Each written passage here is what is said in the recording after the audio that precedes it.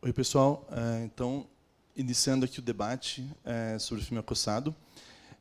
O debate está sendo gravado, então vou fazer as apresentações formais aqui também da ideia da Mostra Godard. Bom, eu sou o Rodrigo Grota, da produtora Quinopus, que está fazendo essa Mostra Godard em parceria com o Espaço Vila Rica e com apoio da Cinemateca da Embaixada da França no Brasil, do Instituto Francês e também apoio cultural da Aliança Francesa Londrina-Maringá. A ideia da mostra é passar filmes em suas cópias restauradas, né? Como a gente viu, Acossado é um filme de 1960, a cópia foi restaurada em 2020, passou em Cannes há 3 anos. Está linda a cópia, né? Parece que o filme foi feito hoje, ontem, né? É incrível. Eu procurei nos arquivos de Londrina para ver se o filme tinha sido exibido na época aqui, não consegui confirmar exatamente. Eu mudei para cá em 97, que eu me lembro dos filmes do Godard que passaram aqui em Londrina. A gente passou, em 2012, na Mostra Londrina de Cinema, O Desprezo, Alphaville, Pierrot Le Fou, e em 2011 a gente havia passado o filme Socialismo também, né? Então, são raros os filmes do Godard que passaram nos cinemas aqui em Londrina. Lógico que eu acho que nos anos 60 e 70, quando os filmes estrearam, alguns devem ter entrado em cartaz. Você estava em Londrina dos anos 70? Quer falar para o microfone? Tá ligado? Tá ligado. Não, tava. Eu sou de Apucarana, né? Nasci Sim. em Apucarana. Só que eu era moleque, né? Mas eu não lembro de ter visto, assim. Porque eu era meio mascote da turma do meu irmão, assim. Eu tenho um irmão mais velho. Tá. E até era um problema, assim, porque ele ia em alguns filmes que na época não podia ir, né? Eu lembro quando passou o Tome, assim, eu fiquei de cara, assim, porque eu queria ir, mas não podia, por causa da censura e tal, né? Mas eu não lembro de Godard por aqui, não. Agora, tinha a coisa da associação médica, né? Os caras traziam muita coisa, né? Sim, né? Mas aí eu acho que eram filmes em VHS, lançados no mercado de home video. Então, recapitulando, são raras as exibições do Godard em Londrina, né? Nesses anos, assim, e até o último filme dele, que é o Imagem e Palavra, de 2018, acabou não passando aqui no cinema, infelizmente, e o penúltimo também não, o Adeus à Linguagem. Mas, então, agora falando da mostra, né, a gente tem 2 convidados aqui para comentar o filme. A gente convidou a atriz, roteirista, cantora, compositora, Luli Rodrigues, para dar a visão dela também de atriz e roteirista sobre o universo do filme Acossado. O professor Silvio Demétrio dá aula no jornalismo da UEL e também no mestrado de comunicação, né? Dava? Já não está mais dando? Tá. Fazendo uma pequena introdução, esse é o primeiro longa do Godard. Godard é um realizador franco-suíço, nascido em 1930, falecido no ano passado, vocês devem ter acompanhado, né, que ele fez aquela espécie de suicídio assistido, né, que não sei, acho que na Suíça é permitido, no Brasil acho que não. E aos 91 anos, ele começou a filmar nos anos 50, foi um daqueles jovens críticos da Cahiers de Cinema, que até inclusive aparece no Acossado, uma moça vendendo Cahiers de Cinema na rua, assim, ele faz uma piada, que era uma revista muito influente na época sobre o cinema. E é um momento do pós-guerra em que os críticos estão começando a olhar para o cinema não como uma arte menor, e sim também como uma arte na qual você pode discutir conceitos filosóficos da literatura, da pintura. E já há também uma espécie de história do cinema consolidada, né? O cinema começa em 1895, é a única arte que tem uma data exata de nascimento. E então, depois de quase 60 anos, você já tem movimentos estéticos, realizadoras, às quais você pode se direcionar para comentar a linguagem do cinema. E essa geração do Godard foi talvez a primeira geração de realizadores que nasceram quase como cinéfilos que iam todos os dias na Cinemateca Francesa. Então, eles iam muitos filmes antigos e descobriam, né, outros países, outras culturas na Cinemateca Francesa. Oi? Filmes americanos, porque quando houve a guerra, os filmes americanos não iam para Paris, né? Os alemães não deixavam chegar em Paris. E daí, depois de 45, no pós-guerra, há um surto de filmes americanos que chegam em Paris. Daí há uma descoberta do cinema americano naquele momento. Acho que foi feito um acordo entre a França e os Estados Unidos para rodar esses filmes estadunidenses em Paris. Não, sim. Daí também, nesse momento de 1960, eles até comentam no Acossado, falam assim, queria trabalhar na Cinecittà, na Itália. Há uma onda de filmes americanos sendo feitos na Europa, até porque ser mais barato também. O cinema americano de estúdio estava em crise no final dos anos 50. Mas só então, pontuando esse contexto, quando o Godard surge, ele faz alguns curtas, o Acossado é o seu primeiro longa. É um argumento coescrito pelo François Truffaut, também, que era um crítico também importante da Cahiers de Cinema. E é um filme que tem uma estrela do cinema americano, que é a Jean Seberg, que tinha feito Bonjour Tristesse, do Autumn Preminger, tinha virado uma estrela, assim, meio que, naquela época, uma estrela teen, assim, do mundo adolescente. E só que ela faz um filme como Acossado, que não é um filme comercial, né, não é de Hollywood, com uma jovem estrela do cinema francês, que é o Jean-Paul Belmondo, que nos deixou recentemente, aliás, né, faleceu recentemente. E tem uma estética toda nova, que daí a gente vai comentar, que é uma filmagem muito com uma luz do ambiente que você está filmando, com câmera na mão, com uma montagem toda inovadora, com seus jump cuts, com seus pulos narrativos dentro da cena. Então, eu queria primeiro passar a palavra para a Luli, para ela apresentar um pouco de como você viu esse filme, o que você achou de diferente, se você já tinha visto ou não também, O Acossado, e o que você sentiu, sobretudo da personagem da Patrícia, que eu acho que é a personagem, talvez, que passa por mais transformações ao longo do Acossado, né? Boa tarde, gente. Várias coisas. Primeiro, eu queria perguntar... é para eu falar, já começo perguntando, né? Eu queria perguntar se você acha que, pensando enquanto roteiro, né, se ela é americana e ele é francês por conta dessa influência do cinema americano. Criei uma narrativa na minha cabeça de que, por serem, né, cinéfilos, filhos desses filmes americanos que chegam na França, essa relação de amor entre eles também tem a ver com o flerte dos cinéfilos franceses com o cinema americano, e ela sendo estrela do cinema americano. Sim, tem tudo a ver. Tanto que o Godard sempre vai falar da influência que a literatura americana teve na literatura francesa, assim, e fala assim, Edgar Allan Poe, há 100 anos, era traduzido pelo Baudelaire. E hoje também a gente aqui na França faz filme influenciado pelos americanos. Tem tudo a ver mesmo. Fiquei com isso. Em relação à história, eu acho que vim assistir com muitas imagens de filmes antigos na cabeça e também de uma perspectiva mais hollywoodiana. E o que mais me chama a atenção, acho que até mesmo antes dela, é a maneira como a história é contada.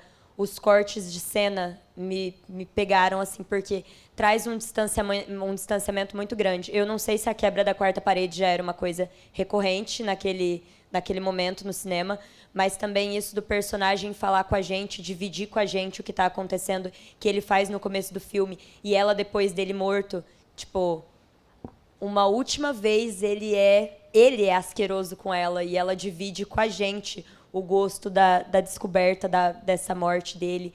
Como é uma personagem complexa, que é rebelde, de certa forma, como ele é também, mas que ele a puxa para trás e é completamente, pelo menos para mim, foi super imprevisível o fato dela denunciar ele, dela conseguir se libertar disso. E aí me parece que o filme todo... péssima, mas o filme todo ele é um acomodado, em vez de acossado. E ela é o movimento, ela é a mudança, ela é o primeiro sopro. Por mais que seja... né, e é muito engraçado, até comentei com o Davi, que é muito engraçado como a gente tem uma leitura de Paris e França e como é romântico. E quem é francês ali é tipo ele, que não é essa figura romântica. E ela é muito mais dos devaneios. E ainda sendo muito mais vivendo nesse campo das ideias, é a que está mais aterrada ali com o real, que questiona ele dúvidas reais da vida, enquanto ele não se questiona porque ele prefere o vazio, porque ele prefere o nada. Não sei. Acho que é isso, por enquanto. Legal. E você, Silvio, você tinha visto esse filme, talvez, acho que no cinema não, né? Mas tinha visto no cinema. No cinema? Em Curitiba. Tá. Né? Que legal. Durante um bom tempo, assim, eu fui estudar em Curitiba na década de 80. E aí tinha aquela coisa de cineclubismo, né? Enfim, no Museu Guido Viar, tinha aquele... Curitiba tinha uma coisa legal que era meio que um roteiro de salas de cinema no centro da cidade. Agora ficou tudo num lugar só, né? Enfim, com aquele novo espaço lá na Cine Passeio. Cine Passeio? Isso. Mas antes eram vários cinemas, assim, então você ia andando pela Rua 15 e meio que você fazia o roteiro né, do cinema que não era comercial. E tinham muitas mostras, né? Dentre essas, do Godard sempre, né? E aquela coisa, né? Tudo que é proibido, parece que aí... Eu lembro de quando estreou Je vous salue Marie, de ter umas velhinhas na entrada do cinema distribuindo, né, Jesus te ama, essas coisas assim, não entre para assistir esse filme, esse tipo de coisa, assim, né? Legal você contextualizar, porque foi proibido no governo Sarney, né, esse Isso, filme. isso. Acho que 86, 7, uma coisa assim. Né? Aí que, né, pô, peraí, né? Se não é para assistir, aí que a gente vai assistir, né? Enfim, eu lembro de ter assistido, enfim, esses... porque o Godard tem várias fases, né? Enfim, essa primeira fase que é mais narrativa, daí depois, enfim, ele entra numa coisa de diálogo com as artes, né? Enfim, e aí depois aquele, né, cinema pensamento, né? Como diz o Catalá, né? Eu tinha assistido esse filme, né? Gosto muito dele, eu acho que é um Godard bom para começar, assim, porque o Godard, vocês vão ver, com os outros filmes da mostra, né, que não é... Assim, é um bom filme para quando você está naquela situação assim, adolescente, de querer espantar as visitas ou querer barbarizar aquela tia que enche o saco no final de ano. Fala, vamos assistir um cinema, um filminho, você coloca lá, né? Enfim, Mozart 2000, né? Ou, sei lá, eu gosto muito do Autorretrato de Dezembro, né? Que é como se fosse a marginália do Godard, né? Porque ele se pautava por isso, né? Essa coisa de... Porque você tem várias maneiras de assistir um filme. A gente acabou sendo adestrado a assistir um filme sempre como, né, enfim, um espetáculo, alguma coisa próxima ao teatro, né? Quer dizer, essa relação com o teatro sempre foi muito próxima. Mas é possível você desviar, enfim, né, você derivar para outras formas de percepção, né, do que é, enfim, né, o que acontece na grande tela. E uma delas, né, é, de repente, né, perceber tudo aquilo ali como se fosse um fluxo de pensamento, ou como se fosse até uma tese, ou uma... Né, a pegada do Godard é bem essa, assim, né? Já dá para ver, né, enfim, esse experimentalismo, né, esses racordes assim, malucos que ele faz. Né, quer dizer, ele pega uma fala inteira de um personagem e monta com desvãos. Assim, né, você vê que é tudo cortado. Né. Tem essa coisa da quarta parede, mas eu acho que ele vai até mais além. Assim, né, porque o cinema tem uma coisa que eu gosto muito. Eu usava muito Godard quando eu dava aula no mestrado, na UEL. Eu só quero dizer o seguinte, eu parei de dar aula no mestrado, mas foi assim, né, aquele momento de pandemia, estava tudo parado, não tinha como apresentar trabalhos, essas coisas, aí por produtividade os caras tinham que... Daí agora vamos ver se de repente eu consigo me recadastrar, e andei publicando umas coisas e... Né? Eu dava aula de cinema, eu usava muito isso, né? Enfim, Godard, o Lynch, essas coisas, né? Um pouco fora da caixa, assim, né? Para mostrar o seguinte, assim, né? Quer dizer, cinema não é necessariamente você ter só cinema narrativo, né? Enfim, é importante perceber o cinema também com um discurso estético, né? Quer dizer, você tem momentos onde, né, você tem, vamos dizer assim, intervalos perceptivos assim, que são diferentes. Aliás, a noção de intervalo no cinema eu acho que é fundamental. Né? Porque a gente vê com continuidade o que, na verdade, é intermitência. Né? Na verdade, a gente sempre está vendo cortes, mesmo que você veja uma imagem inteira. Né? Enfim, como duração, essa duração ela é só, né, uma ilusão, né, que você monta. Né? Na verdade, isso está acontecendo dentro da tua cabeça. Ali na tela, né, quer dizer, como fenômeno, né, você tem uma luz que está piscando. Né? Enfim, e você que acaba projetando sentido nisso. Né? Enfim, e o Godard gostava muito de brincar com isso, né? Mostrar o quanto isso é artificial, o quanto isso não é natural. Né? Enfim... E E aqui é legal pelo seguinte, isso acontece, né, ainda numa fase onde ele faz cinema narrativo. Né? Os filmes já do final da carreira dele assim, são uma maluquice. Assim, né? Quer dizer, ele não está nem um pouquinho preocupado, né, em construir uma narrativa com começo, meio e fim. Enfim, né? É aquelas coisas, assim, a sensação de estar lendo um livro de, né, algum pós-estruturalista, alguma coisa assim. Né? Eu acho que é porque ele não propõe algo 100% imersível.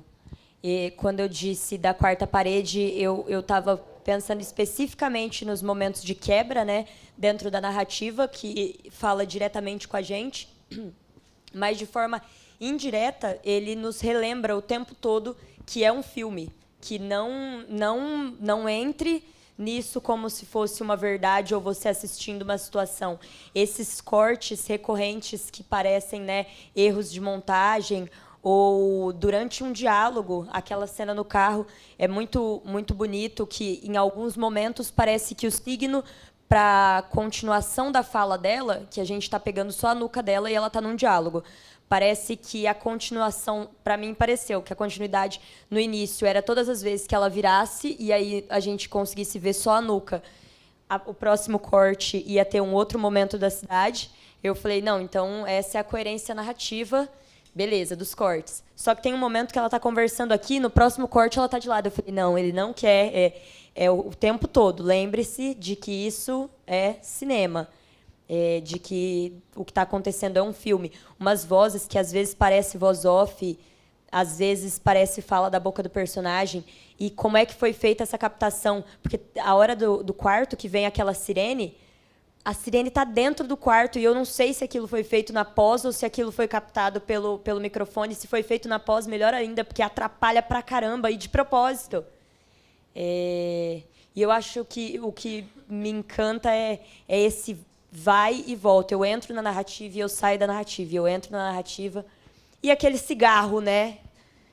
Meu Deus, como fumam. Como fumam. Nunca mais quero colocar cigarro em roteiro. Estou traumatizada. Brincadeira. Imagina na época que podia fumar no cinema, né? Então, acho que eu tive uns gatilhos aqui. Eu queria. Uma pergunta que eu ia fazer para vocês dois também era essa questão que tanto o Truffaut quanto o Godard, nessa época, criticavam um certo sistema francês dos anos 50, que não mostrava a vida real de Paris, ou dos jovens, né, dessa geração do pós-guerra. E a personagem, sobretudo da Patrícia, né, mas do Michel também, que é esse gangster, né, que está sempre tentando alguma coisa para conseguir dinheiro e tal, mas também tem um sentido de aventura na vida, né, se jogar assim contra o destino.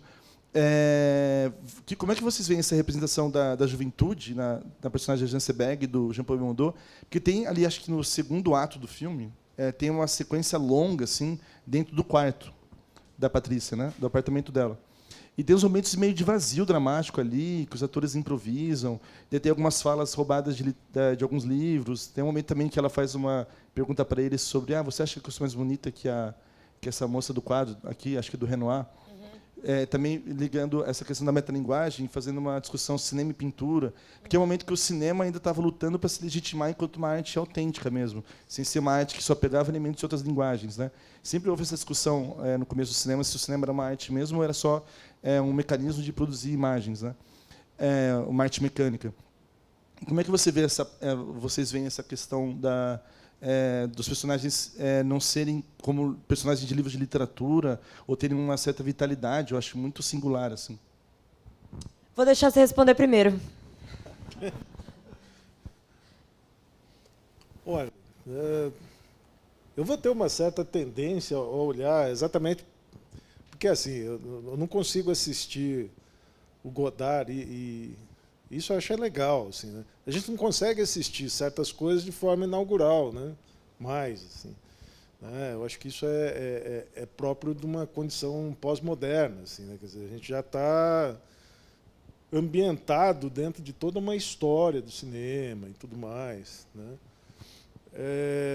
Por conta de já conhecer a fase final do Godard, enfim, né? Aonde ele chega com tudo isso. Eu não sei se vocês já viram algum trecho do Histoire do Cinema, assim, que é uma série que ele fez para a TV, enfim, que são vários capítulos, né? E ele trabalha de uma forma totalmente disjuntiva, assim, né? Eu arriscaria dizer que os personagens do Godard seriam personagens conceituais, assim, para usar o termo de um pensador que gostava muito do cinema, que é o Gilles Deleuze, né? Enfim, e que eu acabo usando para tudo. É uma desgraça isso. A gente lê algumas coisas e carrega para o resto da vida, né? Mas eu acredito que seja uma forma... Porque, assim, né, a gente pode pensar que personagens mais tradicionais dentro da dramaturgia, né, são construídos de forma a interiorizar certas questões subjetivas, assim, enfim, né, ou certas posições morais, enfim, né. No caso aqui, eu acho que são mais ideias mesmo, né? Ele está explorando, sei lá, ideias que são do cinema mesmo, né? Enfim, quer dizer, a câmera acompanha esse personagem o filme inteiro. Quando ele morre, o filme acaba, né? Então, esse personagem é meio que foco narrativo, assim, né? É o que mantém algum, né? Aqui não é resquício ainda, é uma condição, né, pensada mesmo para ser assim, né? Enfim, né? Com o tempo isso vai se tornar resquício na obra do Godard, mas ele é a própria narrativa, é o que mantém a narrativa, né? E ele acaba experimentando com esse personagem muita coisa, né? Enfim, as falas dele, né? Enfim, a maneira como... né?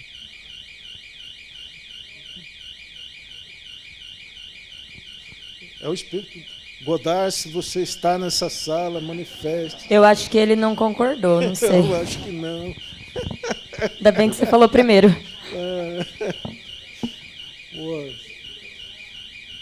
Mas essa coisa do personagem eu vejo muito por aí, assim, né?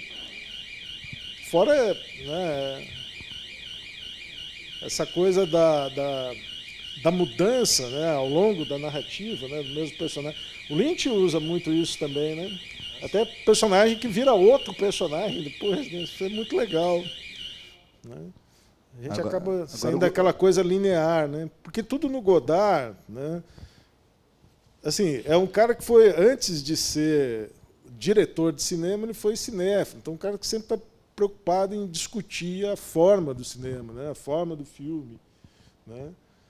E eu tenho a impressão que esse começo ele usa muito isso, assim. Tem que Le Carabinier, né? Tempo de Guerra no Brasil. Tempo de Guerra, é. Esse é também, né? Quer dizer, os personagens são assim, né?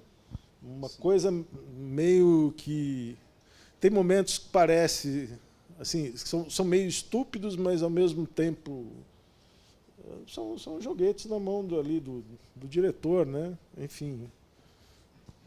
Eu acho que é por aí. Eu ia fazer mais uma pergunta, daí eu pensei em abrir também para o público também poder fazer comentários ou perguntas também, né? Você quer complementar o que ele falou da juventude? Eu fiquei com a coisa que você falou do pós-guerra. E aí posso estar...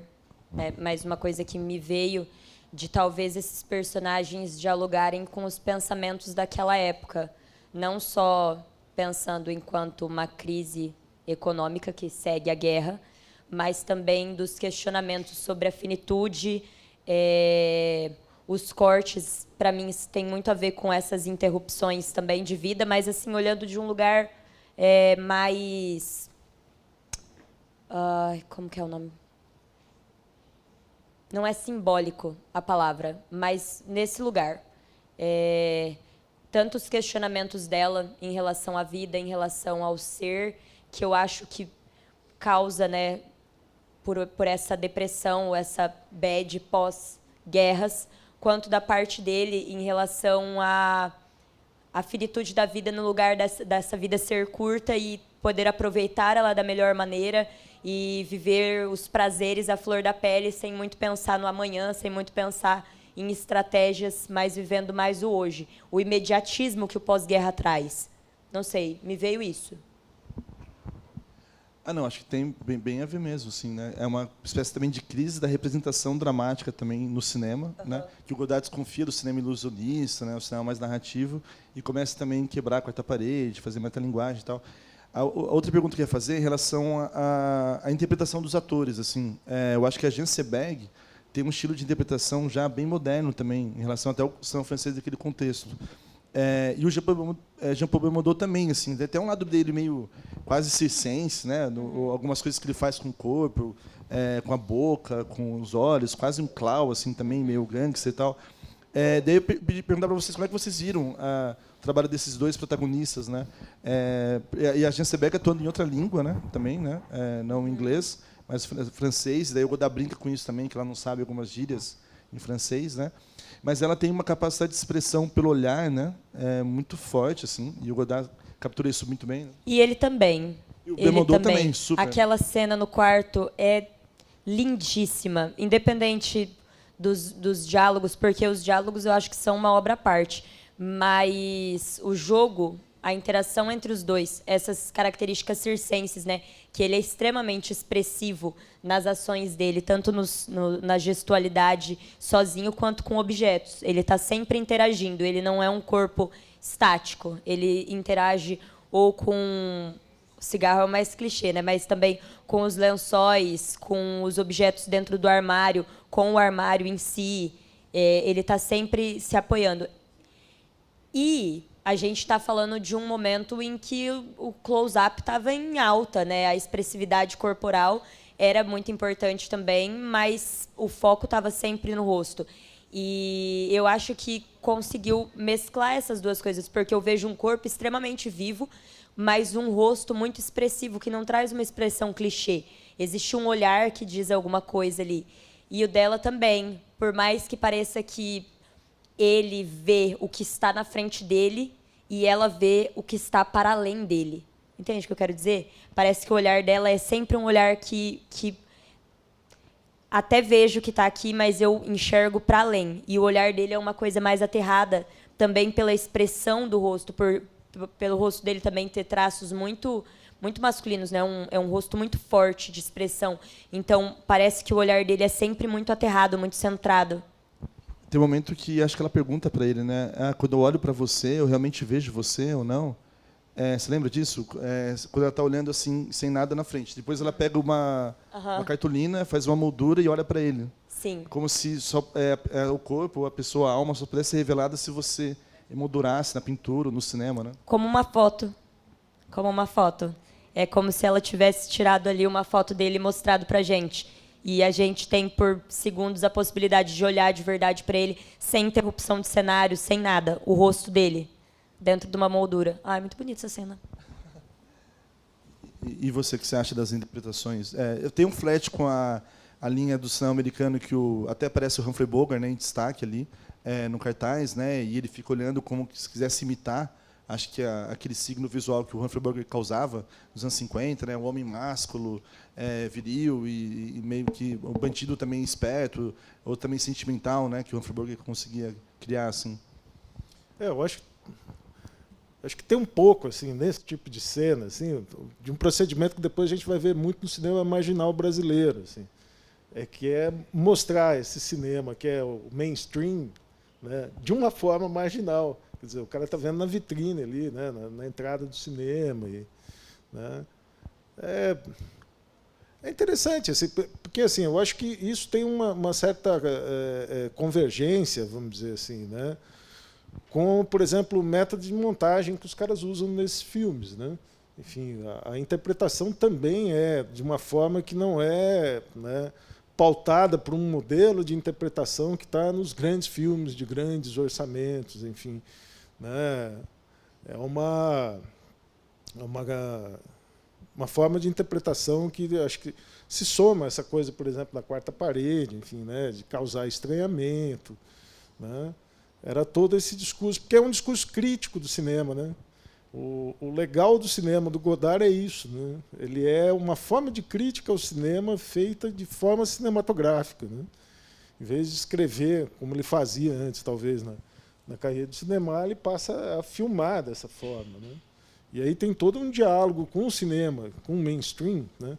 Lembro um dos últimos filmes dele, que ele ficou assim, né, bolado assim, com o Matrix, né?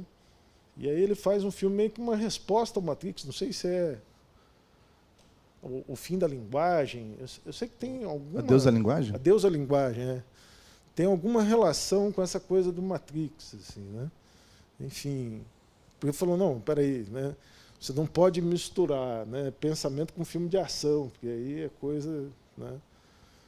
E eu tenho a impressão que é por aí. O Jean-Paul Belmondo enfim, né, nesse filme é uma coisa maravilhosa, assim, né? Todos ali, né? A menina também, puxa, né? É uma a forma como eles dialogam para além dos diálogos, né? Enfim, com os gestos, enfim, aquele componente do cinema, assim, né? Que só a câmera consegue captar, né? Que o Bazin falava muito, né?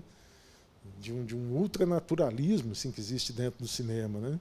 Enfim, a câmera ela consegue captar uma dimensão, né, da realidade que a nossa percepção em loco não consegue, né? Enfim, você passa a ver o mundo de uma maneira um pouquinho diferente, né? E com os atores é muito isso, né? Quer dizer, naquele determinado dia, daquela determinada forma, né? Interagindo com aquele outro colega ali também, enfim, né? Às vezes acontece alguma química ali que nunca mais, assim. E nesse filme me parece que isso, né? Existem cenas que são antológicas no cinema por isso, né? Enfim, cenas que não deram certo, mas que depois na montagem você recupera e vai ver, né, algum traço de emoção ali que é absolutamente único, singular, né? Acho que isso é a redenção, né, que a câmera faz com a realidade, né? Isso é maravilhoso, assim. É um filme que consegue, de alguma maneira, né, criar esse tipo de signo, né, da arte, assim, né? Enfim, acho que é por aí. Pessoal, então é abrir para vocês também, se alguém quiser fazer um comentário ou também alguma pergunta, né, também tirar alguma dúvida, né? Será que a Patrícia estava apaixonada mesmo pelo Michel no final ou não? O que você acha, Lu? Sim, e por isso ela denunciou ele. Ah, com certeza, com certeza. Você denunciaria alguém que você ama? Eu acho que se fosse tóxico daquele sentido, eu acho que eu preferiria... Nossa, cuidado, está sendo gravado. Eu acho que eu preferiria ver a pessoa presa, ver a pessoa sendo punida por seus atos, do que me amarrar a uma pessoa completamente tóxica. Imagine ela estar se relacionando com um assassino que é um charlatão e que trata ela muito mal. Muito mal. E eu acho que ela denuncia ele exatamente porque ela está apaixonada por ele. Porque estando apaixonada por ele e ele continuando solto, ela vai continuar com ele. Mas se ela consegue pará-lo, ela consegue parar o sentimento dentro de si também. Então, tipo, eu não acho que ela denunciou ele porque ela descobriu que não estava apaixonada e aí ela conseguiu fazer isso. Eu acho que ela denunciou ele porque ela estava apaixonada e não é legal estar apaixonada por ele. E uma pergunta que eu ia fazer para você, então, antes de passar também para lá, é assim, você acha que talvez seja um filme até meio feminista nesse sentido, de que ele mostra um personagem misógino, né, abusivo, um assassino, como você falou, que trata todas as mulheres como mercadoria. Hipócrita, né? Porque na hora que... Ah, louca. Empolguei. Hipócrita, porque na hora que chega no bar, que não lembro que estabelecimento que era, o garçom, o dono do lugar, pede licença para ele para beijar a mão dela. E ele fala que quem tem que permitir é ela. Daí, na hora, eu até dei uma risadinha por dentro e falei, olha o feminismo surgindo. E aí, é perfeito, porque ele faz isso, só que durante o filme inteiro, ele acaba com ela, nos momentos que ela não cede às coisas que ele quer. E a última fala... E ele foi atrás dela, entre aspas, por amor. Desde o começo do filme, ele está indo em busca desse sentimento. Ele fala que ele quer dormir com ela, mas a gente vê que não é só isso. Ela não cede porque ela não quer ser colocada nesse lugar. E é só quando eles têm uma troca profunda no quarto que eles têm uma noite juntos. Mas depois disso ele continua meio que na mesma coisa. E quando eles estão bem, que é quando ela está cobertando, né, que ela já sabe dos crimes, que ela está meio que protegendo ele, viajando com ele, é o momento que ele está bem, porque ela está passando pano para ele. E no momento que ela decide fazer a coisa certa, ele se vira novamente. Mas ele não sai dali. Ele podia ter ido embora quando ele soube da denúncia. Mas ele não conseguiu ir embora. Ainda assim, nesse amor completamente estranho e tóxico, ele não foi embora. Ele ficou esperando a polícia. De certa forma, ele também queria que acabasse. Eu acho que... Vozes da minha cabeça. Sim. Alguém quer comentar também essas questões? Tal? Sintam-se livres também para a gente. Rodrigo, a gente tem um microfone para levar lá? Ou pega um desses, né? Tá. Eu compartilho com a Lu esse aqui, então. Porque é bem interessante pensar, esse filme agora foi feito em 60, né? E o Belmondo meio que tentava viver como um personagem de filme de gangster americano, que eram esses personagens misóginos, abusivos, violentos. Mas daí uma jovem pequeno burguesa, imigrante, que está na França, acaba meio que enganando ele e entrega ele, né? Que é fã de literatura, cita Faulkner, cita toda hora uma coisa de algum livro, né? Ela cita Faulkner e aí... Ela cita Faulkner e ele pergunta se ela dormiu com ele. Ai... Se eu fosse ela, eu virava para ele... Pior. Uhum. Alguém quer fazer um comentário, tal, alguma pergunta? Vinícius? Ali.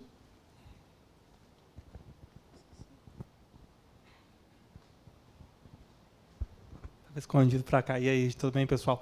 Não, acho que um jeito da gente perceber que a relação dele, que ali na relação dele com ela tem mais amor, embora ele seja escroto, tem mais amor, é a forma como ele trata a primeira personagem feminina, que tem uma pequena participação no filme, mas com quem ele é bem mais escroto, digamos assim. Aproveita os momentos de deslize dela que ela não está vendo para roubar e tudo mais. Acho que isso mostra que ali tinha algo a mais, embora ele não soubesse explicar.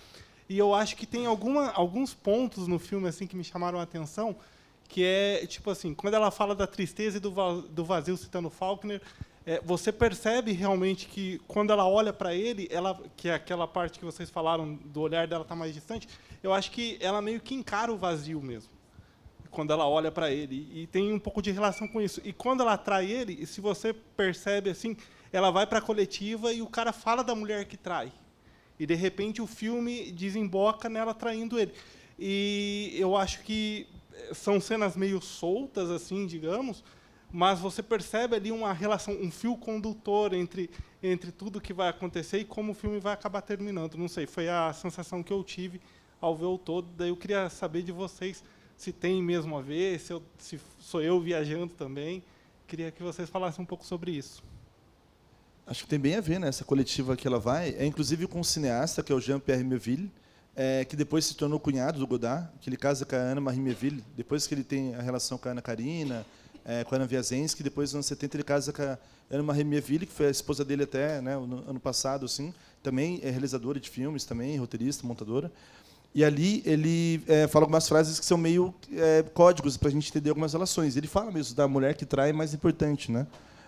E depois daquela frase final que meio que é muito citada, que qual a sua maior ambição? Me tornar imortal e depois, então, morrer. Né? Quer comentar essa pergunta do Vinícius, então? Sim, acho que tem tudo a ver. Eu acho que ele odeia amar ela. Tem essa diferença muito gritante no tratamento da primeira moça para o tratamento dela. E acho que não fica dúvidas de que ele gosta dela. Só que eu acho que ele não gosta de gostar dela. Só que ela gosta menos ainda de gostar dele. E é por isso que quem toma a atitude para finalizar essa relação, que os dois se gostam se odiando, é ela. E ela pergunta para ele se ele tem medo da morte, né? E no final ele morre. Ele fala que ele não tem medo, né? Na coletiva também o cineasta faz um gesto de com quantos homens uma mulher se deita, uma coisa assim, e ele faz um gesto exatamente igual o que o protagonista, o ator, o mesmo gesto que o ator faz para falar com quantas mulheres ele já dormiu. Ela mostra que dormiu com 7, ele faz um gesto com a mão de que foram muitas, e o cineasta faz esse mesmo gesto. E ela se sente, ela sorri, né? Ela sente ali uma possibilidade de liberdade. Eu acho que ela flerta com esse cineasta, inclusive, mas flertando nesse lugar de uma pessoa que pode tratá-la com respeito à liberdade que ela gostaria de ter. Porque ela é uma mulher de outro país, é uma imigrante vendendo jornais que são de outro país na rua, sabe? Ela está muito na busca da independência, da autonomia dela e fazendo muitas perguntas, buscando muitas respostas no protagonista, que acaba dando as piores respostas para ela, as respostas mais vagas, e ela acaba tendo que procurar sozinha. E naquela entrevista, naquela coletiva, ela consegue respostas mais concisas, né? Que são respostas que ela gostaria de estar ouvindo do companheiro dela. E você, Silvio, o que você acha dessa questão da personagem da Janseberg? Olha, se eu fosse escrever sobre isso, que é uma outra coisa diferente de falar, né, eu ia começar com o seguinte, assim, por exemplo, eu posso pensar que essa relação, né, entre cinema francês e cinema americano, ela está exatamente colocada nessa relação do protagonista com a jornalista americana. Né? Enfim, o objeto do amor, enfim, é óbvio que é o cinema americano, no sentido de que você tem uma indústria que movimenta uma grana, né? É a imagem do cinema que deu certo, vamos dizer assim. Né? E a França está, né, como qualquer cinema nacional, enfim, que não é esse modelo de cinema de grande indústria, né, está sempre contando os calamengaus ali na mão e, de alguma maneira, tendo que tirar isso de algum lugar meio que clandestino. Assim, né. Acho que daria para fazer esse tipo de... Agora, se a gente prestar atenção no começo do filme, a primeira cena, que ele rouba o carro, o primeiro carro que ele rouba, né, e que ele sai pela estrada, ele sai cantando uma canção, né, enfim, em espanhol, enfim, e ele fala várias vezes o nome dela. Né? Quer dizer, ele já, aquilo tudo é para se encontrar com ela depois, de alguma maneira. Se pressupõe assim. Né? Enfim, eu acho que tem muito... Como é um cinema crítico, né, no sentido, né, de exercer uma crítica cinematográfica através do próprio cinema, né, se a gente for pensar, né, quer dizer, o que o Godard está propondo, né, é algo que, vamos dizer assim, né, questiona aquele modelo que é a narrativa dominante no cinema industrial, né, que é sempre a de um amor que é verdadeiro. Ali não tem nada de verdadeiro no amor. Assim. Ambos se sacaneiam, enfim, no final, né, ele chama ela de asquerosa, ela, né, entrega o cara, quer dizer, pô, né, não sei, eu tenho a impressão que é mais ou menos por aí, né? Quer dizer, essa coisa do cinema marginal, e a novela Vague foi isso, né? Quer dizer, como, né, o cinema francês poderia reagir, né, numa nova onda, né, à dominação que o cinema americano acabou produzindo no cenário internacional. O cinema começa, de fato, na França. Quem inventou o cinema foram os franceses, né?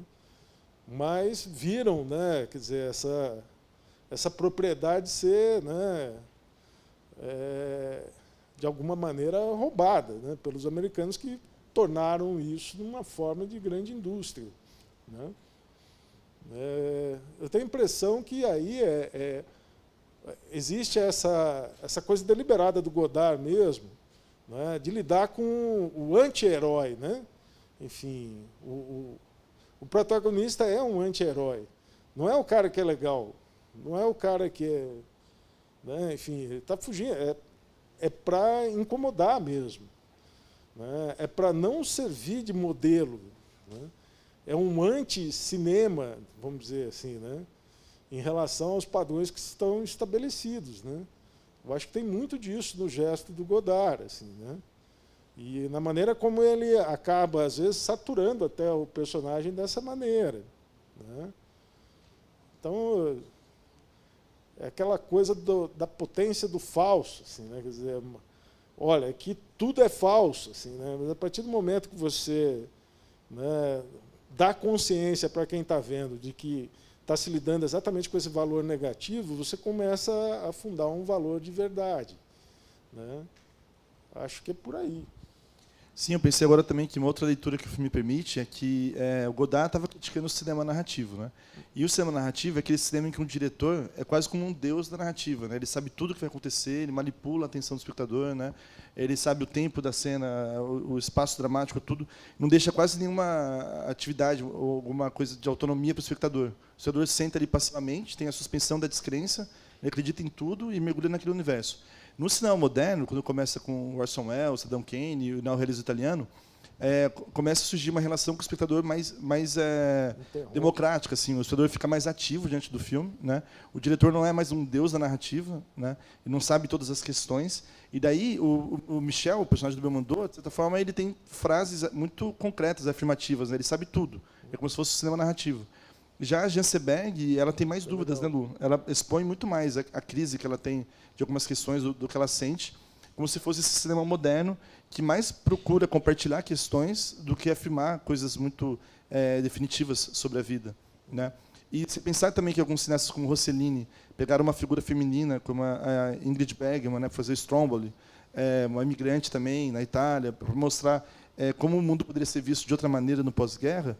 Daí, por isso que eu acho que talvez a Patrícia seja a personagem mais forte, né, no Acossado, e quase protagonista também. É porque a gente vê o filme pelos olhos do bandido, do gangster do Belmondo. Mas é ela que passa por mais transformações e ela que, no final, encerra o filme, né? E ela que olha para a câmera, né, e meio que, sei lá, meio que assume o controle. Né? Eu acho que ela tem mais movimento interno.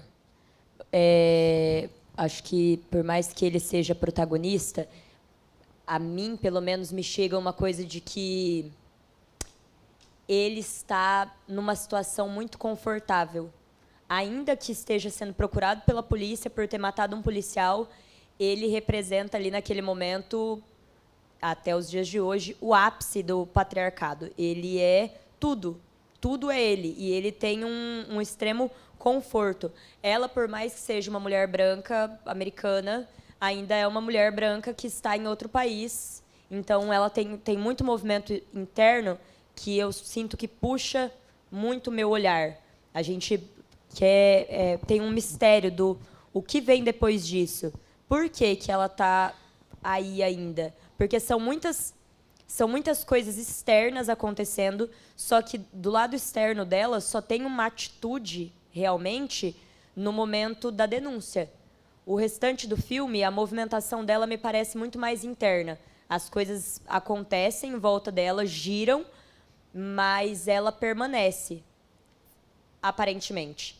Só que ela é a única personagem que é o contrário. Ele não, ele se mexe, aparentemente, ele é o que mais está em movimento. Só que eu não sinto que ele tenha uma jornada de descobrimento e coisa. Pode até ser que no meio do filme ele dá uma maciada ali em alguma coisa ou outra, mas as grandes transformações vêm dela. E é muito, muito interessante ver isso. Quem tem o movimento externo, mas internamente a transformação não é tão grande, e ela que externamente quase não tem movimento, mas é a que faz a jornada, né, da heroína, de certa forma. É a que passa por várias coisas e é influenciada a tomar uma ação, um caminho sem volta. Total. Alguém também quer fazer mais um comentário, tal? Você? Boa noite. Ou vocês boa noite ainda. Quase. O professor, no momento em que falou do Bazin, né? E eu acho que no filme eu percebi um certo comentário do Godard sobre o realismo do Bazin, principalmente acho que um dos únicos planos de sequência que tem no filme, que é quando ele vai pegar dinheiro pela primeira vez, pegar o cheque com o amigo dele lá, e tem um plano de sequência bem grande. E me lembrou muito as cenas que o Bazin tanto celebrava no cinema antes do Godard. Me lembrou muito aquela cena do Magnificent Ambers, do Orson Welles, do baile, que tem um grande plano de sequência. Me lembrou o final do A Regra do Jogo, do Jean Renoir, que também tem um plano de sequência muito grandioso, assim, que era justamente essa ideia que o realismo celebrava, né, do plano de profundidade de campo, o plano de sequência, celebrar essa realidade, e que o Godard traz isso para o filme, só que ele mostra de uma forma completamente banal. É uma cena totalmente banal, assim, até meio repetitiva, meio besta, né, que ele fica indo de um lado, depois ele vai por outro, volta, e fica andando de um lado para o outro meio sem motivo nenhum. Daí eu queria saber se vocês acham que isso faz sentido, se tem um comentário, se tem uma crítica ao realismo nisso, né, do Godard ter trazido essa cena e tudo mais. Posso? Olha, eu acho que tem muito da caricatura mesmo, né? Enfim, o Godard faz muito isso ali. Né? Tem outras referências, se a gente for cavucar, a gente vai achar, né? Por exemplo, tem uma coisa que ele usa ali, que é, por exemplo, a porta do carro abre, aí ela forma um segundo enquadramento, né? Que é uma coisa que o Lubitsch usava, enfim, né? Que é imagem-ação, né? Quer dizer, você mostra o contorno da imagem, né? Desloca, né? Essas coisas ele usa muito de uma forma, vamos dizer assim, como se fosse uma paródia, né? Que é bem a coisa do discurso crítico, né? Eu estou insistindo nisso, assim, mas é que eu acho que o Godard é bem isso, assim, né? É um cinema que está discutindo com um tipo de público que tem uma percepção crítica das produções cinematográficas, né? A coisa da carreira do cinema, né? Enfim, mas tem super a ver, sim, né? Quer dizer, aquele plano de sequência que você citou, né? É bem isso. Né? Por que introduzir aquilo tudo, né? Numa coisa tão, vamos dizer assim, marginal dentro da narrativa? Só foi pegar o dinheiro ali, não precisa aquela, né? E, no entanto, a câmera passeia ali, enfim, tem toda aquela, né? É difícil fazer aquilo ali, né? Enfim, ainda mais com as condições que eu acho que ele fazia, que era bem a coisa da, né?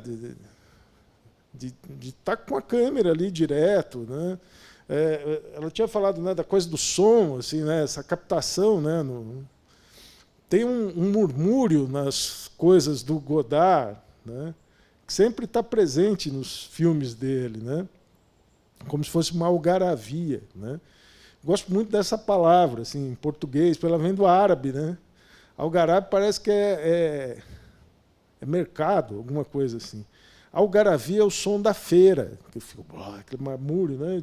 Murmúrio, muita gente falando ao mesmo tempo, né? Glossolalia, né? Quer dizer, de como, né, vozes se manifestam às vezes, a gente escuta sentidos que, né, me parece que existe esse tipo de colisão mesmo que ele quer provocar, né? Seja pela paródia, seja pela, né? É bem paródia esse filme, se a gente for ver, né? Essa coisa do gangster. Tem uma coisa que eu gosto, e não sei, isso me veio agora, posso estar falando uma banalidade, vocês me perdoem, assim, né? Mas uma coisa que sempre me chamou a atenção no cinema do Godard é de como ele apresenta essa coisa da arma, do revólver. Aí eu estava me dando conta, assim, não, peraí, é a coisa do shot. É o mesmo termo, né, em inglês para tomada, né? Enfim, você vê que ele está fazendo tomada ali no começo, né? Enfim, e ele assinala isso, né, com o revólver sempre, né? Tem alguma coisa ali, né, da câmera com a arma, né? É uma forma de cinema de guerrilha, não sei, acho que é por aí, né? Ele tem uma frase famosa, né, que para fazer um filme você precisa de uma arma e uma garota. Pô, tinha as duas coisas. Ele tinha as duas coisas, conseguiu fazer um filme. Sim, sim. Eu pensei também agora como ele brinca com os ícones franceses, assim, mas mostra de uma outra maneira, né, que passa a Torre Eiffel, eu sempre Champs-Élysées ali também, os arcos e tal, mas ele mostra meio, não de maneira turística, né, assim, para igual, talvez o Diário em Meia-Noite em Paris mostrou para pessoas também fossem visitar alguns lugares, tal, e ali não, ele mostra de uma maneira meio, né, quase como se não fosse importante assim também, né? E mais alguma pergunta também, pessoal? Ou comentário, tal? Tem uma outra cena também dele que eu acho lindo, Lu, não sei o que você achou também, pensando em encenação, que ele faz a Jezebel ficar andando em círculos. Quase nos últimos 10 minutos do filme, eles estão na casa de um cara que emprestou a chave. É um lugar que o cara está fazendo fotos com uma modelo, né? Daí tem uma coisa linda visual que ele faz ela ficar fora de quadro, a luz acende, apaga, que é mais ou menos o que está acontecendo ali com a modelo. Depois eles vão embora e começam a ouvir Mozart, né? Ele fala assim: meu pai era clarinetista, tal, não sei o quê. Gosto de Mozart, tal. Daí ela começa a andar uma hora e começa a falar assim: não, mas depois que ela confessa que traiu ele, denunciou para a polícia. Mas eu fiz isso para tentar entender se eu amo mesmo você ou não, tal. E ela fica andando em círculos assim, e a luz de repente some, depois aparece. Várias vezes também o filme percorre espaços também que você quase não tem nenhuma luz. E foi lindo ver isso na Copa Restaurada. Tem uma sequência que a gente tem acho que uns 20 segundos total escuro, assim. Daí eles vão andando, a gente está entendendo pelo som que eles estão andando, né? Isso no cinema comercial seria um erro, assim, né? Você não pode ficar sem mostrar a imagem para o público por um tempo. No elevador também. Então eu queria que vocês comentassem também isso, você também como atriz, essa questão da encenação, quando você pega uma fala de um texto para dar, né? Às vezes o diretor não te dá ação física e você tem que propor um movimento, alguma coisa. O que ela faz ali é muito bonito, assim. Queria que você comentasse um pouco isso.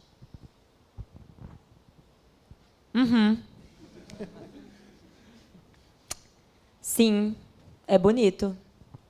Eu acho que eu não tinha parado para refletir sobre isso. Aí você me... Acho que eu estou meio presa à narrativa, mas sim. Ela está tentando descobrir, e tentando descobrir ela precisa de movimentos repetitivos.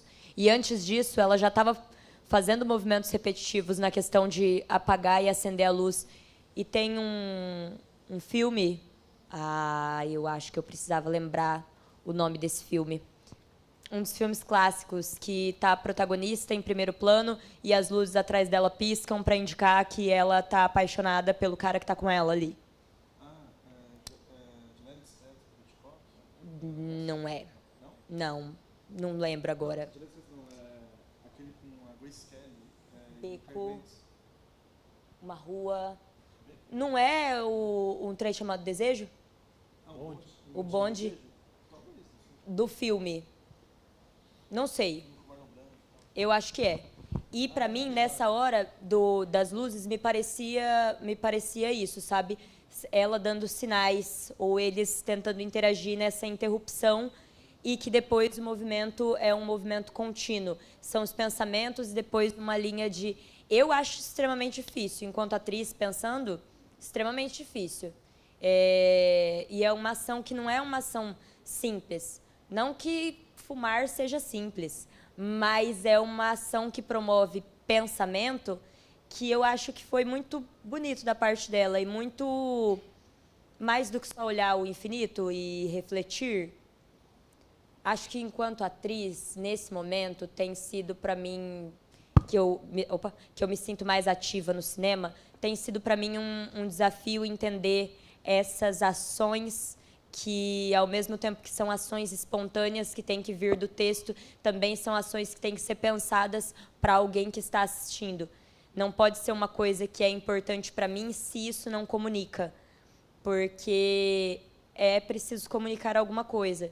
E aí eu fico me perguntando se foi uma indicação do diretor, se essas pérolas que aparecem durante o filme, se são indicações externas, como que foi o processo com os atores. Não sei se tem entrevista com os atores que falam sobre esse processo, mas acho que por ser um filme extremamente expressivo, fico pensando se a preparação de atores teve essas proposições. Entende o que eu quero dizer? Pelo que o Godard comenta, ele deixava os atores bem livres, assim, movimentação espacial, e também não é de fazer muitos takes, não, assim, fazer um take, tá bom, vamos pro próximo também. E basicamente também não tinha muito roteiro, né? Ele faz os filmes com um fiapo de história, assim, e daí trazia alguns recortes de livro, assim, tem essa frase aqui para você falar daqui a pouco, tal. Só gravava uma vez? Só gravava uma vez, às vezes. Porque tem uma teoria também, alguns diretores acreditam que o ator dá o melhor dele no primeiro ou no máximo segundo take. E daí depois começa a piorar. Eu lembro que o Howard Hawks falava isso do Humphrey Bogart, que aparece no filme. Depois do quarto take é uma tragédia, assim, nada vai melhorar. Já outros atores, como eles têm já uma espécie de máscara inconsciente que ele apresenta para o diretor, por exemplo, Jack Nicholson, no Iluminado, né? o Kubrick teve que fazer muitos takes com ele, mais de 40, para ver se ele mostrava algo diferente daquilo que já estava pré-programado pelo Jack Nicholson, que a gente já tinha visto em outros filmes. Então, depende do ator também, a situação vai mudando, né? Não seria muito engraçado se ele tivesse descobrido... Se ele tivesse descoberto isso dos takes cortados por um acaso, simplesmente porque ele só tinha um take de cada cena? E aí não tinha como fazer a montagem de outra maneira para pegar as melhores partes, usou o que se aproveitava dos takes? Seria engraçado. E, de repente, é uma obra. Você chutou no vazio e foi gol. Você quer comentar uma coisa, Silvio, disso? Você estava olhando para a gente aqui? Não? Não? Estava olhando para a gente bastante. Falei, não, eu quero comentar uma coisa. Sim. A trilha sonora, agora finalizando, acho que os aspectos do filme, né, também ela é muito ativa para construir o universo do filme, né? É um jazz meio, né, burlesco assim, com um certo tom cômico. Por isso que não parece só um filme policial, tem um tom de farsa o tempo todo, né? Desconfiando da própria capacidade de um filme narrar uma história verossímil, talvez, né? Não é muito verossímil o filme também, né? Aqueles policiais franceses parecem também meio, né, muito ingênuos, né, também um pouco, né? O inspetor francês, é tudo meio caricato, né? O Godard faz uma participação, não sei se vocês perceberam, né, que ele denuncia o Belmondo, é como se ele estivesse falando assim, olha, o cinema comercial narrativo deve ser preso, tal, né? O que o Belmondo representava, o gangster, né, misógino, abusivo, tal. Na rua ele pega o Godard ali, com óculos escuros, tal. Jovem, que jovem. Já foi jovem, já tinha 30 anos ali. Tem essa brincadeira, né, também. Mas o filme todo tem esse tom meio, acho como o Silvio comentou, né? É muito reflexivo. Apesar desse ser um dos mais narrativos, mas está sempre provocando uma reflexão. Tinha uma frase que o Godard gostava de dizer, que uma hora é citado no filme também, que ele falou assim, pelo contrário, alguém fala, né? Que o Godard sempre estava tentando ver um outro lado da questão, quando estavam discutindo alguma coisa, assim, tal. E o filme parece um pouco... Quando vai aparecer um romance meio supérfluo, pequeno burguês, de repente vem alguma coisa, vem uma frase do Faulkner, ou vem alguma citação, né? E quebra um pouco isso, né? Pessoal, então... tem uma pergunta ali? Boa tarde. Boa tarde. Então, não sei se eu deveria comentar, né? Foi a primeira vez que eu assisti esse filme Acossado, do Godard. E eu achei ele muito impactante, com algumas cenas quase que violentas, com os cortes muito impactantes. Me fizeram lembrar de dois momentos, assim. O primeiro, eu não sei, né? Queria ouvir de vocês. Me lembra um pouco aquela recusa do espírito de seriedade dos existencialistas franceses, né, como Sartre, Camus. Principalmente essa questão dele matar um policial como se não fosse nada, sair dali, fugir. Depois eles roubarem um carro e ela escolheu o modelo do carro, como se, já que a gente está fazendo isso, então vamos pegar um carro chique, né? Vamos dar uma volta. E depois disso, que acho que o professor comentou do Deleuze, me fez lembrar do Imagem em Movimento do Deleuze, do Cinema 2, que ele fala do choque. E o que me chocou bastante nesse filme foi, em primeiro lugar, a questão da arma, né? Que eu acho que o choque que ele representou quando ele estava lá no carro cantando, que foi aquilo que impactou bastante. E no final, quando ele morre, que ela pega o gesto dele, eu sinto quase como se ela estivesse pegando aquilo que tinha restado dele e ficando para ela, sabe? Como se ele não fosse o real perigo ali. Ela passa, eu não sei, um ar de eu sou a pessoa perigosa aqui. Ele estava apaixonado, ele deixava transparecer partes da história pessoal dele, contava coisas da infância, contava dele, e ela muito reservada, praticamente não se sabe nada dela.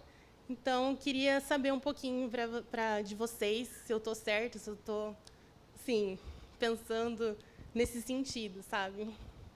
Bem legal o comentário dela. Vocês querem complementar também, responder?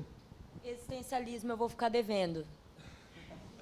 Mas isso que ela falou, assim, a gente sabe muito do passado do Belmondo, porque a trajetória dele é apresentada. Ele trabalhou na Air France, parece, né, no avião e tal. Ele fala do pai dele, clarinetista. Volta e meia fala do passado dele, né? Porque no cinema clássico também a gente sempre recupera a trajetória da personagem para mostrar o que ela é agora. Já a Patrícia é um personagem meio que flutua, assim, é um mistério, né? A gente não sabe exatamente, parece que ela só vive no tempo presente, né? O que me chamou a atenção naquele final, e que daí você falou do gesto, né, que ela faz, é que ele faz para ela o gesto que seria tipo um gesto que seria dos dois. Ele faz para ela e ela não retorna. Ela retorna para ele o gesto que é só dele. É como se fosse isso mesmo. Ela tira dele uma coisa que era só dele.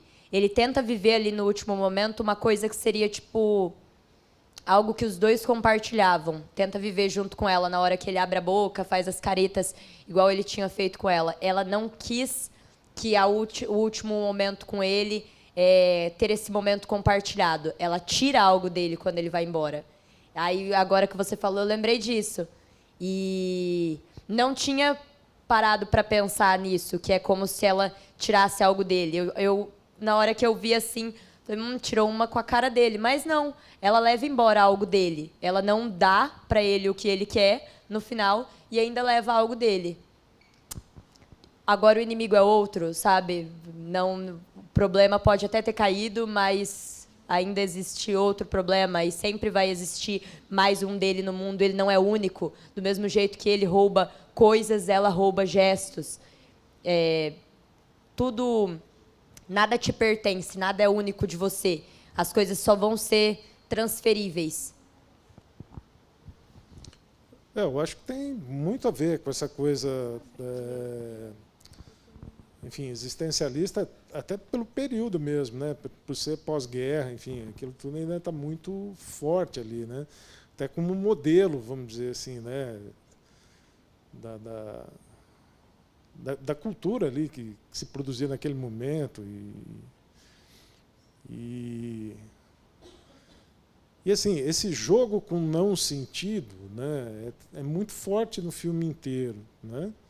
Essa sensação que a gente até acho que tinha comentado aqui, né, de que quando você está formulando algum juízo sobre algum personagem, alguma cena, alguma coisa, você tem a sensação de que ele te puxa, né, ao solo do chão, assim, né? E é uma recusa mesmo de um espírito de seriedade, assim, né? Quer dizer, a todo momento, tudo ali né? Eu acho que é em cima, né, disso. E tem a coisa assim, né? Quer dizer, esse amor entre os dois definitivamente não é um amor burguês, assim, que é o modelo do que prevalece no cinema comercial. Até hoje, né? Quer dizer, o grau zero do cinema, enfim, o cinema mais fácil de se fazer, de um ponto de vista industrial, é de uma história de amor, né? Enfim, onde você tem essa coisa toda. Não, a gente não é tão legal assim, né? Se visto de perto, né? Como se o cara colocasse uma lupa em cima, né? De cada um ali, mostrar essas contradições, enfim, né? Os dilemas morais, enfim, né? Me parece bem isso mesmo, assim, né? Eu acho que é por aí, né? Não é um caso de amor comum, assim, um caso de amor, é um amor louco, um amor bandido, né? Enfim, a gente vai ter isso depois no cinema, em outros momentos, assim, né? Aqui no Brasil acho que a adaptação, né, do Nelson Rodrigues lá, né, do Beijo no Asfalto é bem. Mas é basicamente isso, né? Quer dizer, a gente tem uma certa tendência a idealizar, né, essas relações de afeto, né? Aliás, a palavra afeto, assim, a gente tem que tomar cuidado com ela, né? Ela foi meio que vilipendiada, né? Se usou demais, ela meio que perdeu. Afeto não é necessariamente nem bom nem ruim, assim. Né? Afeto é uma coisa que movimenta, né? E eu acho que o filme vai meio que por aí, assim, né?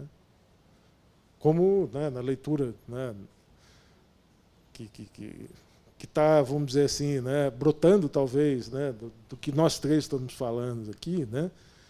Enfim, de que esses personagens eles vão né? Por exemplo, o personagem eu não consigo lembrar o nome.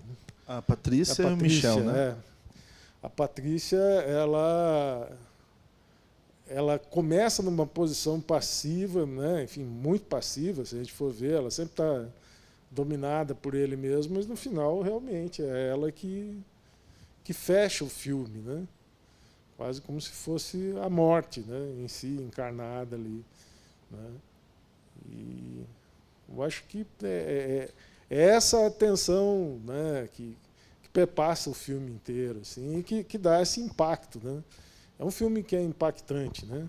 Os caras usavam muito isso, né? Aqui no Brasil a gente vai ver esse tipo de cinema um pouquinho mais tarde, já com o cinema novo, ou então principalmente com o cinema marginal. Godard foi a figura central para o cinema marginal brasileiro, né? Se a gente pegar O Anjo Nasceu, o final do Anjo Nasceu, assim, toca um free jazz, assim, estridente, a luz, né? Se você assiste em sala de projeção, eu tive a sorte de ver isso em sala de projeção. Eu lembro que tinha umas jornadas que aconteciam em Curitiba, que assim, a gente passava a madrugada inteira. Assim, quem conseguisse assistir tudo, no final ganhava o café da manhã. Era no Cine Hits, era muito legal. Assim. O pessoal levava umas coisas para a gente beber durante a sessão, era bacana também. Tinha que apertar o cinto de segurança assim, né, na cadeira, porque mas era legal. Né?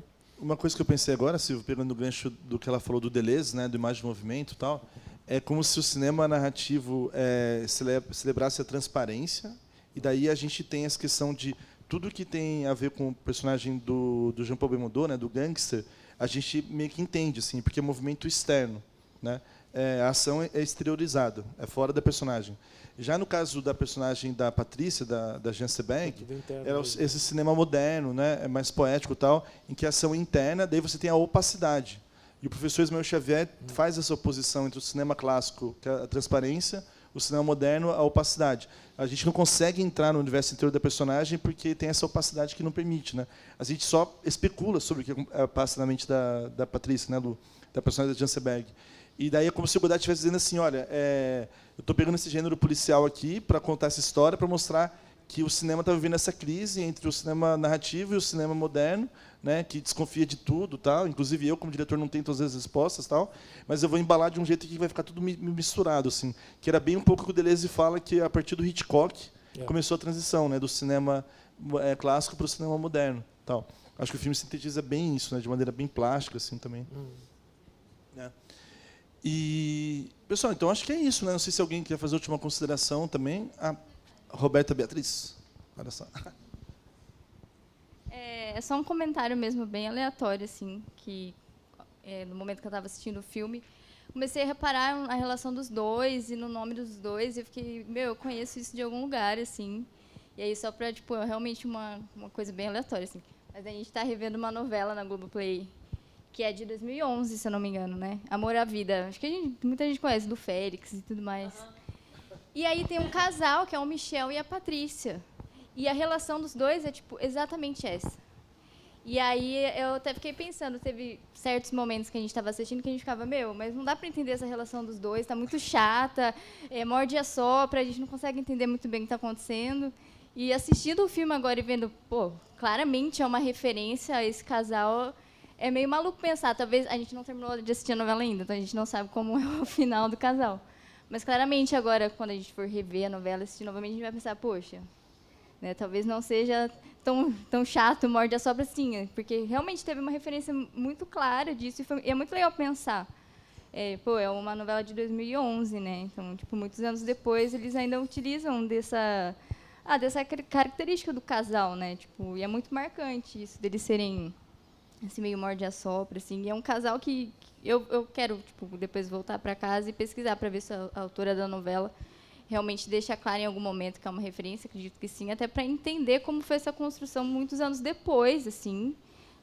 Enfim, é só um comentário mesmo, bem aleatório. Você quer comentar, Lu? Fico pensando se as pessoas daquela época também estranharam quando assistiram. Ou se, para aquele momento, era uma relação que tudo certo.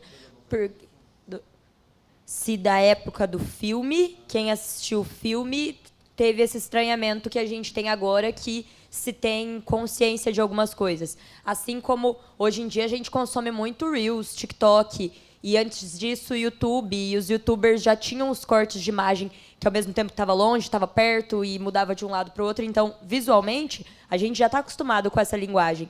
Mas isso aqui, esses tipos de corte de imagem, naquele momento, deve ter causado esse estranhamento. Será que nas relações de casais as pessoas também viram estranhamento ou entenderam aquilo como uma normalidade por conta das relações machistas da época, né? É muito louco, porque é 2011, assim, é muito recente. Só que mesmo sendo 2011, a gente assistindo, a gente percebe que tem uma relação muito abusiva ali, na novela, no caso.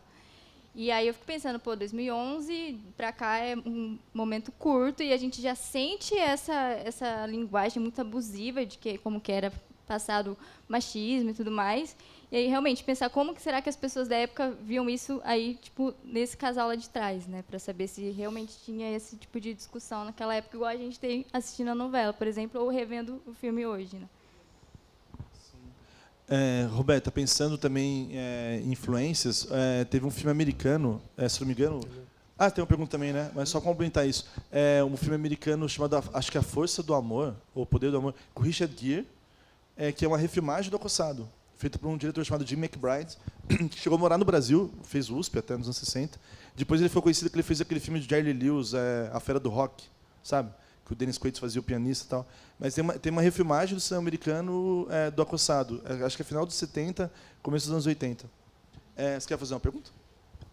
Um comentário mesmo. Não tenho muitas informações, muitas referências sobre o Godard. É o Godard ou Godard? Godard. Mas quando o professor falou que a Patrícia que fechou o filme, eu lembrei daquela cena quando ela foi na entrevista e ela perguntou qual é a sua maior ambição. E ele respondeu, viver eternamente e depois morrer. Daí estava vendo a trajetória do filme mesmo, porque o Michel, ele estava meio cru nas palavras, jogo na comunicação. Quando ele pergunta uma coisa para ela fica meio confusa e, ao mesmo tempo, curiosa.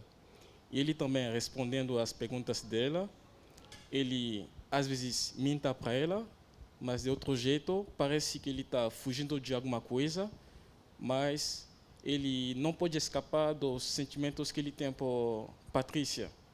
Mas, no final, quando o professor falou que ela fechou o filme, será que ela acabou com os sentimentos dela entregando ele? Porque antes, quando ela viu que ele não foi embora, mas ele resolveu ficar, e depois ele morreu, eu estou vendo duas cenas diferentes ao mesmo tempo.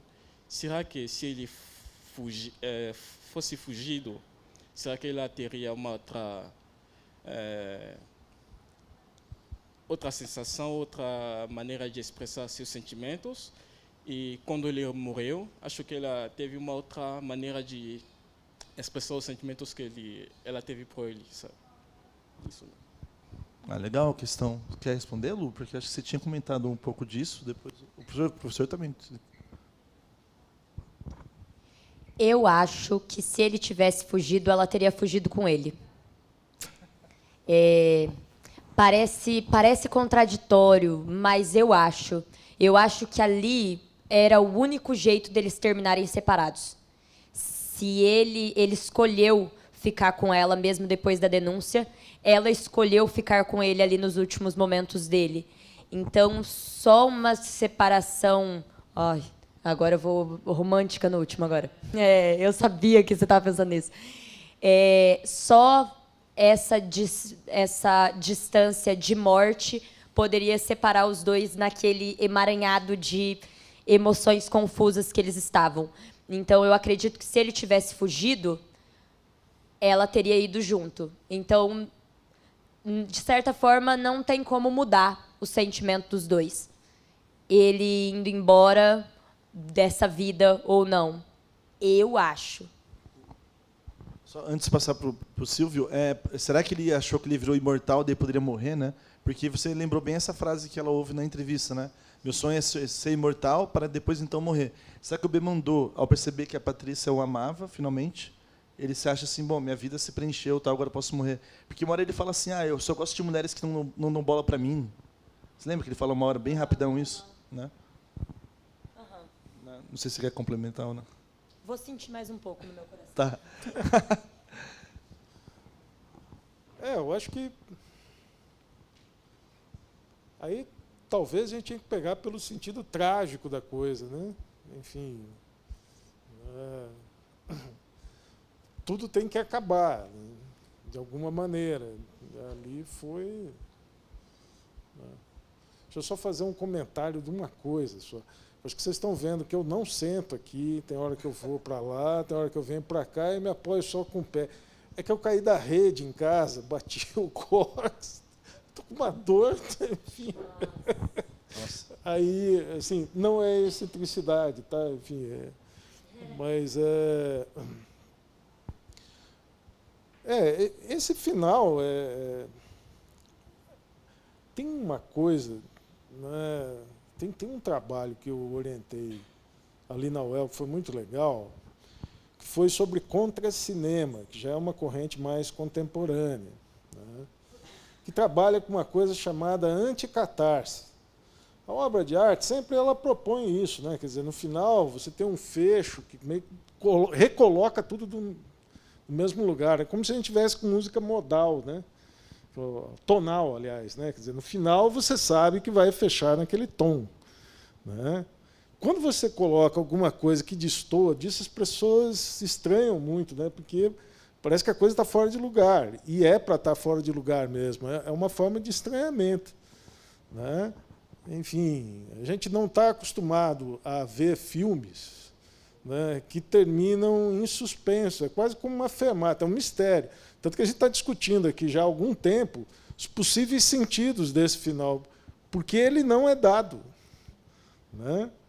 Enfim, é um tipo de cinema que te tira da passividade, né? Não está tudo pronto. No final não é o herói que vence, o mal, enfim, é eliminado. Não, continua tudo, né, enfim, misturado, tudo ambíguo, né? Existe uma questão que é trágica mesmo aí, né? É maravilhoso exatamente por isso, né? Assim como a vida, né? Quer dizer, se a gente for pensar, né, a gente é profundamente infeliz por saber que a gente vai morrer, mas ao mesmo tempo isso é o que dá sentido para um monte de coisa que a gente faz, né? Que é uma coisa bem existencialista, né? Enfim, né? A liberdade, o sentido, essas coisas elas não existem, elas precisam ser produzidas, né? E aí que, né, entra esse tipo de ação que é essencialmente trágica, né? Acho que é por aí. Legal. Mais algum comentário, pessoal? Pergunta? Vinícius? Novamente? Acho que vou levar o microfone aí. Não sei se é meio provocar um pouco a partir do que o professor falou da questão do bem vencer, mas na verdade assim, como o mocinho nunca foi tão bondoso, é meio que o bem venceu no final. Só que como você acompanhou nos olhos do vilão, você não consegue sentir isso, e acho que a parte das provocações estão nisso também desse filme. E sobre esse final trágico, né, no diálogo deles, lá naquele diálogo um pouco mais longo que a gente tem, ela chega a citar Romeu e Julieta, né? Então você, como eu disse daquele primeiro comentário que eu fiz, acho que tudo está meio solto e ao mesmo tempo está meio interligado ali, e você vai mergulhando no filme, e ao mesmo tempo que ele fala assim, ó, não mergulha tanto porque isso aqui é mentira, que daí é o que você percebe nos cortes que são feitos, na forma como está construída a coisa. Total. Quer comentar, Lu, alguma coisa? Ou... né? É isso, pessoal. Então, mais algum comentário também? Concordo também, Vinícius, é bem isso. Está tudo solto, mas também está interligado, né? Ele vai espalhando algumas coisas para algumas pistas para a gente tentar se relacionar com o mistério, mas não com o objetivo de ter respostas definitivas, né? Que eu acho que o filme acaba sendo mais interessante por isso, né? Não? Nem quem ganhar, nem quem perder vai ganhar ou perder. Vai todo mundo perder. Isso é letra de uma música sua? Rousseff Dilma. Não sabia exatamente. Vou fazer, então, uma última pergunta, já que a Lu também é uma compositora, cantora que fala dos seus amores e tal, né? E ela é conhecida por ser muito romântica também. Se você estivesse vivendo a relação da Patrícia, um amor bandido, como o professor falou, assim, esses amores loucos, tal, maiores que a vida, tal, que decisão você tomaria? Eita.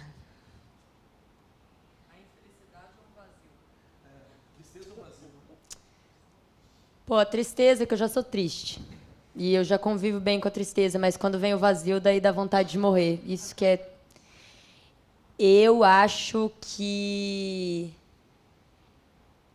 Posso estar sendo muita autoestima elevada. Mas eu acho que eu tentaria perceber os sinais no começo da relação para não ter uma relação que chegasse nesse ponto. Acho que se chegasse nesse ponto, eu já não seria mais eu, não seria essa Luli que vos fala, seria uma outra Luli, e aí eu não consigo responder por ela. Mas essa que vos fala, se eu visse uma relação indo para esse caminho, no menor sinal, eu sairia correndo.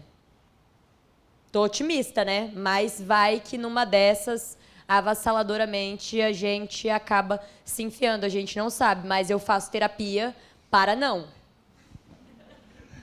Ô, Silvio, para você uma pergunta também. Você, citando Faulkner, ficaria com a tristeza ou com o vazio? Acho que essas duas coisas elas meio que vêm no mesmo pacote, assim, né? Mas eu acho que o trágico é a coisa do vazio, né? Enfim, a tristeza. O trágico. Ah, sim. Eu sou nietzschiano, assim, acho que essa coisa. O prefere vazio. Ele é mais Jean-Paul Belmondo e você é mais Jean Seberg. Pessoal, então acho que com essas afirmações aqui sintéticas, definidoras dos nossos dois debatedores aqui, a gente finaliza o primeiro debate da Mostra Godard. Foi muito legal trocar essa ideia com vocês. Vai ser sempre esse ambiente mais informal assim, e também está sendo gravado, né? Então depois quem perdeu e às vezes não pôde ficar também para o debate pode assistir depois no YouTube do Vila Rica. Não sei exatamente do VilaCast ou vai ser numa outra conta. É a mesma conta no YouTube, né? Espaço Vila Rica, porque também tem um podcast também lá do Vila Rica, tá? Se vocês virem pela rua o Rodrigo ou também me encontrarem, tragam sugestões de filmes para a gente exibir aqui, né, Rodrigo? Que agora a gente está aberto a passar esses filmes clássicos que a gente quer rever, ou ver pela primeira vez na tela de cinema. Então, agradeço muito os nossos dois debatedores aqui, né? Existencialistas, tal, assim como os personagens do Godard. Agradeço muito a presença de todos vocês, né? Espero reencontrá-los no próximo sábado com Le Mépris, O Desprezo, do Godard, que é adaptado do Moravia, com a Brigitte Bardot e com o Michel Piccoli, com o Fritz Lang, fazendo uma participação também, novamente discutindo também o cinema, o futuro do cinema, com uma cópia restaurada. Agradecer o Rodrigo aqui pelo espaço, Vila Rica. E é isso, pessoal. Então, bom fim de sábado. Foi muito legal poder discutir Acossado 63 anos depois da estreia do filme. Obrigado.